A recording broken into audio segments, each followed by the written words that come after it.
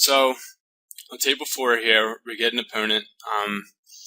He's short stacking and he has the green mark, like I said before. That's kind of recreational, more aggressive kind of player.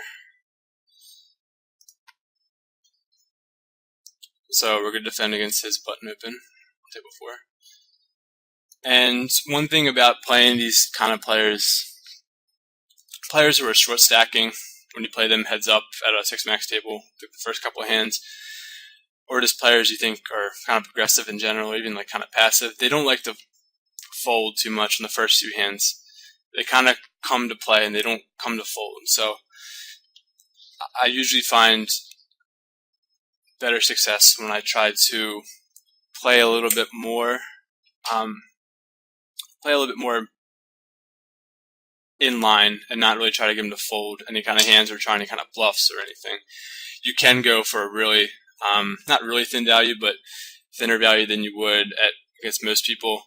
Like I said, they come to play and they're not going to want to fold too much. So go for value and not for too many bluffs in the first few hands or so until you establish some kind of dynamic with them, generally speaking.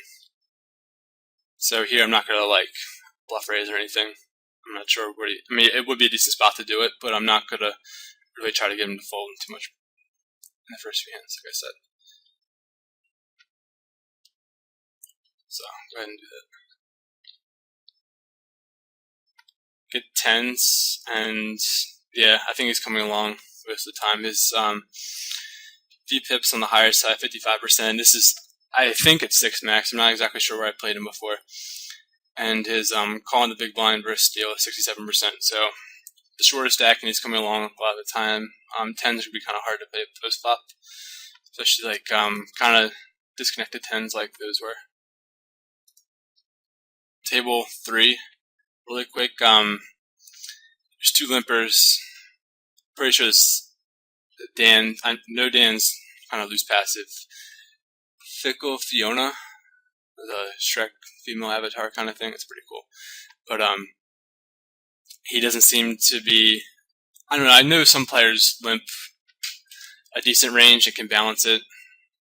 Actually, very few players I know can do that. But generally, if they limp front of the gun or like early position in a 6-max game, they're not the strongest. But usually they're not going to like them fold too much, and this hand's way too junky just to try to ISO, especially with Gritman playing aggressively in the small blind, and this big blind has a weird stack size, and I don't have any really reads on him. So he might be trying to use that skull avatar to intimidate me and try to squeeze pre, so I kind of get scared and fold now. It's a weak hand, so no reason to get aggressive. Here's a decent flop, even in the early games against shorter stacks when you play them heads up, to try to go ahead and stab at. They usually don't connect to the flop, and they usually just end up folding.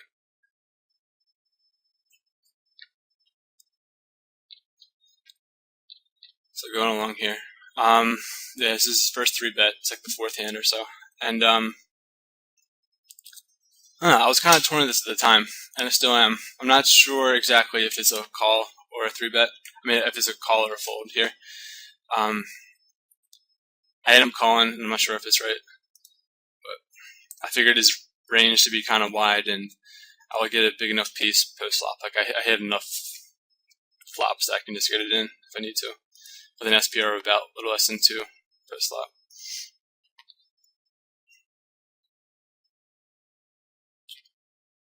But I whiff and he pots it and fold. So if he pots it, I'm kind of thinking maybe his range is a little bit tighter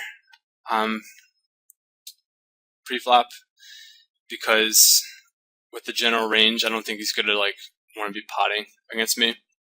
Like he has a rundown, I don't think he's going to be going too aggressively like that, or like trying to get fold equity. It seemed more like an aces or a kings or like any hand with a queen in it. I kind of just wanted to, I'm not sure exactly why he potted it, but he did.